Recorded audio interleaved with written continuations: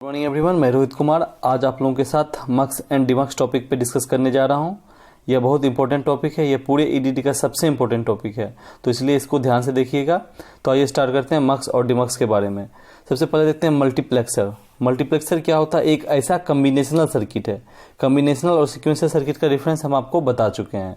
तो मक्स क्या है? एक कम्बिनेशनल सर्किट। क्यों? क्योंकि इसका कोई आउटपुट डिपेंड सिर्फ किस पे कर रहा है? सिर्फ इनपुट पे कर रहा है, कोई भी प्रीवियस इनपुट पे नहीं कर रहा है, सिर्फ आउटपुट इनपुट पे डिपेंड कर रहा है। इसलिए इसको क्या बोल रहे हैं हम? कम्बिनेशनल सर्किट है।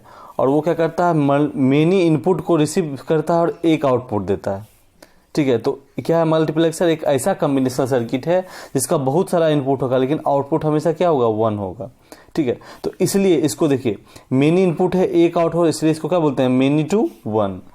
अब इतना जा रहा है, ये क्या है? इसको एक साथ जा रहा है, तो इसको हम क्या कह सकते हैं? पैरेलल कनेक्शन है। और ये एक एक करके निकला, देखो क्या करें, इसलिए इसको हम कहते हैं पैरेलल टू सीरीज कन्वर्टर भी बोलते हैं।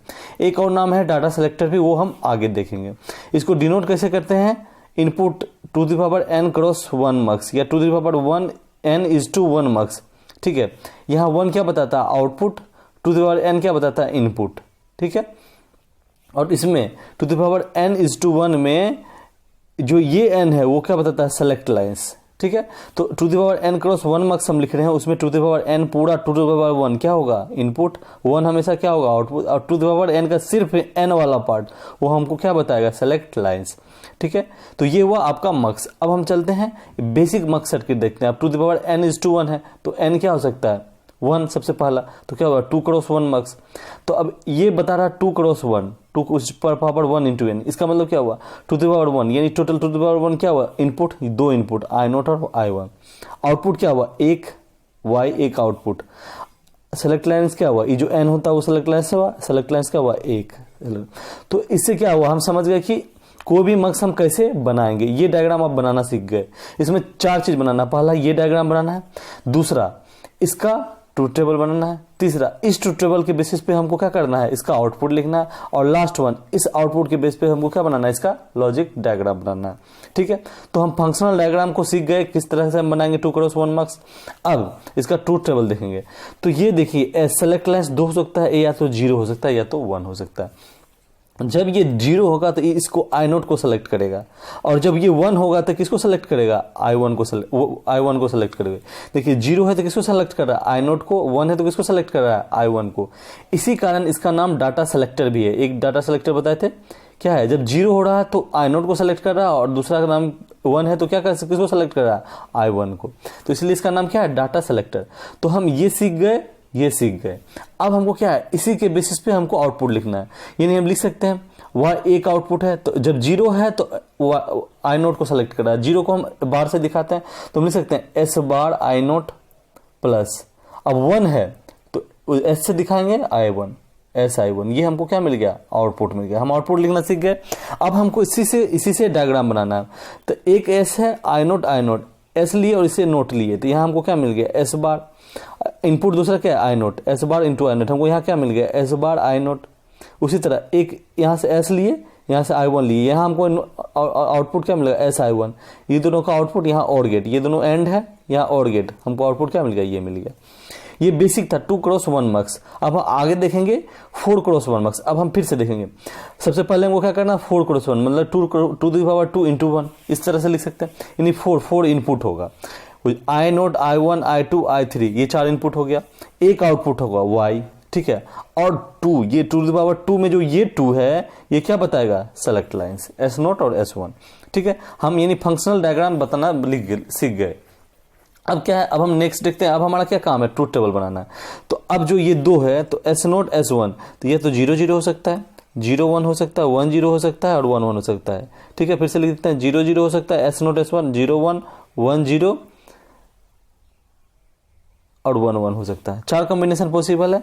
ये S0 है और ये S1 है। ठीक है, यहाँ देखिए S0 है, ये S1 है।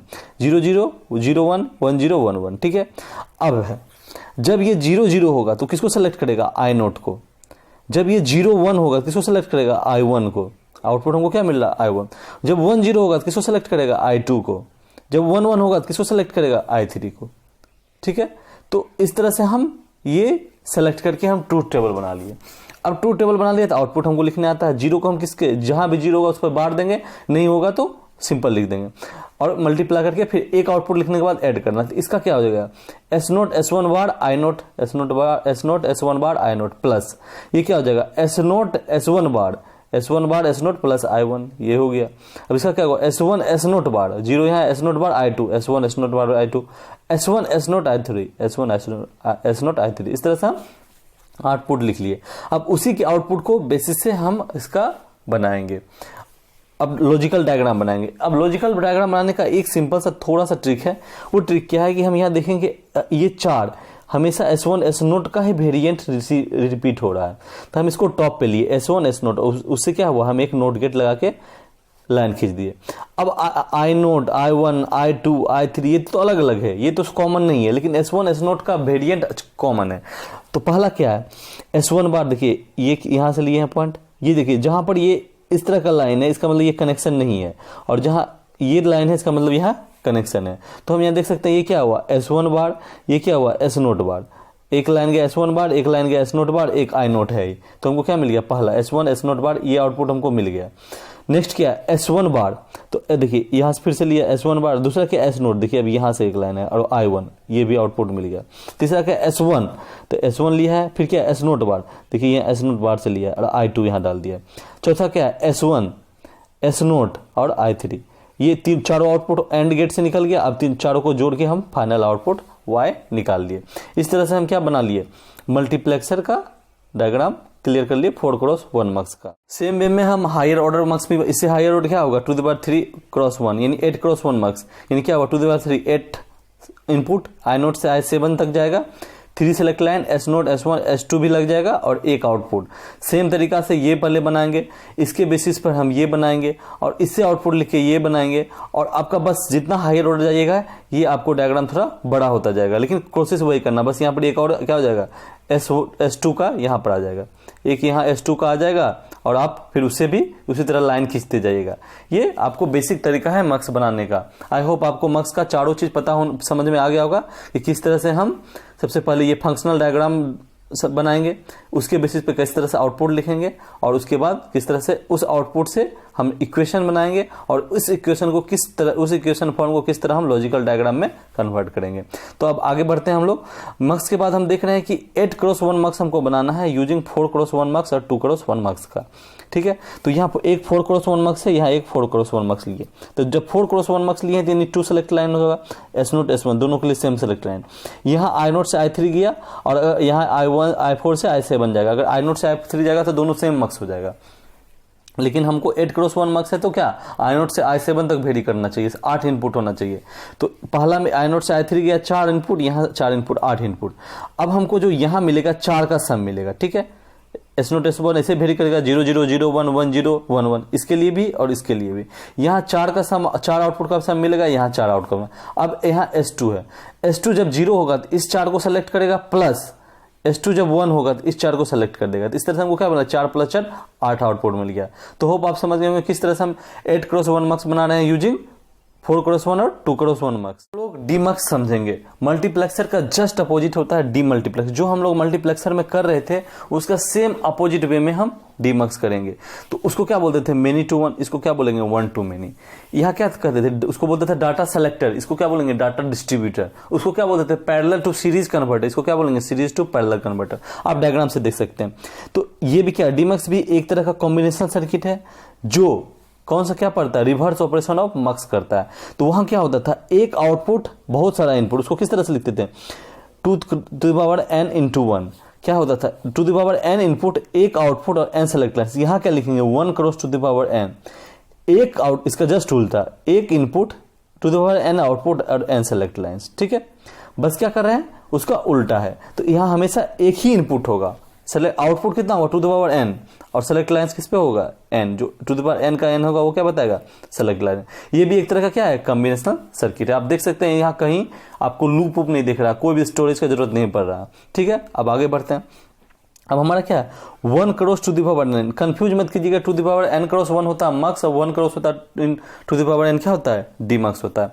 अब जब n सबसे पहले क्या हो सकता है, बेसिक में n इक्वल टू 1 हो सकता है। तो जैसे n हुआ तो यानी क्या मिला हमको, 1 क्रॉस 2 डिमक्स सबसे बेसिक मिला। अब इसका मतलब क्या, 1 क्रॉस 2 मिला तो क्या हुआ, 2 आउटपुट 1 इनपुट, यहाँ टू द पावर 1 है तो 1 सेलेक्ट लाइन्स, सेम वे में, ठीक है। तो 2 इनपुट क्या होगा, y0 y1, 1 इनपुट i और सेलेक्ट लाइन्स। अब इसमें क्या देखेंगे, ये बनाना आप सीख गए। अब हमको क्या फिर से इसमें भी उसी तरह सेम वे में 4 चीज बनाना है। अब हमको क्या बनाना है, ये बनाने के लिए अब क्या है, सेलेक्ट लाइन्स क्या हो सकता है, या तो 0 या तो 1। जब 0 होगा तो y0 आउटपुट देगा इसको सेलेक्ट करके, जब 1 होगा तो y1 आउटपुट देगा, सेलेक्ट क्या करेगा, इसी को, ठीक है। तो ये एक डाटा है जिसको डिस्ट्रीब्यूट कर रहा है y0 और y1 में बेस्ड ऑन सेलेक्ट लाइन, इसलिए इसको हम डाटा डिस्ट्रीब्यूटर भी कहते हैं, ठीक है। अब देखिए जब y0 हमारा S0 हुआ तो y0 क्या है, y0 क्या होगा, यहां पर y1 हमको y0 आउटपुट मिला। और जब S1 है, जब हमारा S1 है, ये 0 मतलब क्या हुआ, यहाँ आउटपुट नहीं मिला, y0 को मिला। जब S0 है तो हमको y0 आउटपुट दे रहा है, जब 1 है तो y1 आउटपुट दे रहा है, ठीक, हमको मिल गया। अब आउटपुट क्या देगा, y0 हमको आउटपुट दे रहा है कब, S0 है, यानी S बार, और सेलेक्ट किसको कर रहा है, i को, ठीक है। उसी तरह y1 कब आउटपुट दे रहा है, जब S1 है, यानी Si। तो इस तरह से हमको दोनों का ट्रूथ टेबल लिख लिए। अब हमको इसी तरह सेम वे में i यहाँ सेम है सबके लिए, तो एक i से लाइन लिए, S अलग अलग है। तो पहला क्या है, S, यहाँ S बार आया, S बार i, ये y0 मिल गया, S यहाँ से एक लाइन S आया, यहाँ से i आया, y1 क्या हुआ, Si। इस तरह से हम ड्रॉ कर लिए। फिर से एक बार हम 1 क्रॉस 4 डिमक्स में समझने के अच्छे से कोशिश करेंगे। अब क्या 1 क्रॉस 4 है, यानी टू द पावर 2, यानी 4 आउटपुट y0 से y3, 1 इनपुट, और हमारा क्या 2 सेलेक्ट लाइन्स। अब फिर इसी तरह से देखेंगे, जब भी ये 0 0 होगा, ठीक है, जब भी 0 0 होगा तो किसको सेलेक्ट करेगा, y0 को। जब ये 0 1 होगा तो किसको सेलेक्ट करेगा, y1 को। तो देख सकते हैं जब 0 0 हो तो y0 पे 1 है, बाकी सब पे क्या है, ट्रूथ टेबल में 0 है। जब ये 0 1 है तो y1 पे 1 है, बाकी में ट्रूथ टेबल में क्या है, 0 है, ठीक है। उसी सेम वे में जब y2 है तो हम क्या किस तरह से देख सकते हैं, जब y2 1 0 तो y2 1 होगा, अब बाकी सारा क्या होगा, 0। ये सब आउटपुट नहीं देगा, सिर्फ कौन आउटपुट सेलेक्ट कौन करेगा, y2। जब y3 कब होगा, जब 1 1 S0 S1 होगा तो y3 इसके पास जाएगा, ठीक है। तो y3 तो 1। अब ये हम बनाना सीख गए कि 0 0 पर सिर्फ y0 1 होगा, बाकी 0 होगा। 0 1 पे सिर्फ y1 1 होगा, बाकी 0 होगा। 1 0 पे सिर्फ y2 1 होगा, बाकी 0 होगा। और 1 1 पे सिर्फ y3 1 होगा, बाकी 0 होगा। ये हम सीख गए। अब हम जो आउटपुट बनाए इसके अनुसार हमको क्या लिखना है, आउटपुट। तो अब हम देख सकते हैं, अब इस टोटल का y0 1 कब है, जब S1 S0 0 है। सेलेक्ट इसको करेगा हमेशा y, यानी S1 S0 bar i, y0 हमको मिल गया। y1 1 कब है, देख सकते हैं 0 S1 S0 1, यानी S0 S1 बार, ठीक है। S1 बार S0 i को ही सिलेक्ट कर रहा है, हमेशा i को ही सिलेक्ट करना है, ठीक है। ये कब है, 1 और 0 पे, यानी S1 S0 बार i पे y2 1 है। इसी तरह ये 1 कब है, y3, ये सब तो पे 0 है, हम आउटपुट किस पे लिखेंगे, सिर्फ y3। जब 1 होगा तो किस पे है, 1 1 पे, यानी S1 S0 i। इस तरह से हम इसका आउटपुट लिखना चाहिए। अब उसके बेसिस पे हम लोग देखते हैं किस तरह सर्किट बनना है। तो हमारा क्या है, एक तो i सब में जाना ही जाना है, क्योंकि i ही डिस्ट्रीब्यूट हो रहा है। अब पहला y0 क्या था, S1 बार S0 बार i0। ये देखिए S1 बार का लाइन आया, ये S0 बार का लाइन आया, और ये आपका i का लाइन, तो सब में जाना ही है, जाना, ठीक है। अब दूसरा क्या था, y1 क्या था, S1 बार S0। अब ये देखिए ये लाइन हमारा S1 बार का आ रहा है, ये S0 का आ रहा है, और ये i है। हमको मिल गया y3 क्या हुआ, S0 बार S1 और i0। तो हमको ये देख सकते हैं, ये S0 बार है, ये i का लाइन आ गया, और ये देखिए S1 का लाइन आ रहा है, ठीक है। यहाँ देखिए S1 से लाइन आ रहा है। तो इस तरह से हमको y3, और ये क्या होगा, S1 S0 और i। इस तरह से हमको y1 y2 y3 तीनों मिल गया, ठीक है। इस तरह से हम देख सकते हैं क्या हो। अब हमको क्या देखना है, सेम वे में 8 क्रॉस 1 डिमक्स बनाना यूजिंग 4 क्रॉस 1 डिमक्स। अब हमको 1 है, ठीक है। तो हम सबसे पहले 1 क्रॉस 2 डिमक्स लिए, उसका जस्ट उल्टा, वहाँ क्या था, पहले 2 4 क्रॉस 1 लिए, फिर एक 2 क्रॉस 1 लिए। अब यहाँ क्या करेंगे, एक 1 क्रॉस 2 लेंगे, फिर 2 1 क्रॉस 4 लेंगे, ठीक है। उसका उल्टा प्रोसेस हम करेंगे। तो यहाँ 1 क्रॉस 2 एक लिए, तो यहाँ पे क्या हमको 2 आउटपुट मिला, y0 y1। ये y0 क्या हो जाएगा, इसके लिए इनपुट का काम करेगा, जो ये i था। और ये y1 क्या होगा, इसके लिए इनपुट का कारण जो i था, ठीक है। अब एक इनपुट 4 आउटपुट, फिर एक इनपुट 4 आउटपुट, तो इससे क्या 4 4 हमको 8 आउटपुट मिल गया। बस इस डायग्राम को दिमाग में रखना है, आपको इसको समझने की जरूरत नहीं है, बस आपको इसको ध्यान में रखना है, क्योंकि आपको एग्जाम में ये डायग्राम बनाने आ सकता है, ठीक है। That's all for today. Thank you for watching this video. Hope आपको ये लेक्चर अच्छे समझ में आएगा। इसके सारे कॉन्सेप्ट के लेकर किसी भी तरह का डाउट हो तो आप पूछें, और आप इसको बार बार अपने कॉपी पे नोट्स पे तैयार करें ताकि ये आपको छूटे नहीं। ये एकदम इंपॉर्टेंट क्वेश्चन है, मिनिमम 10 to 12 मार्क्स आपको एग्जाम में आना ही आना है। ठीक है, तो होप कि आप इस पे मेहनत करेंगे और इसको अच्छे समझेंगे, और ये आपके नेक्स्ट सेमेस्टर के लिए भी उतना ही इंपॉर्टेंट है। आपको डिजिटल में ये पढ़ना ही पढ़ना है, तो इसीलिए आप इसको अच्छे से पढ़ें, इस पे प्रैक्टिस करें, और किसी भी तरह का दिक्कत हो तो आप हमसे संपर्क करें।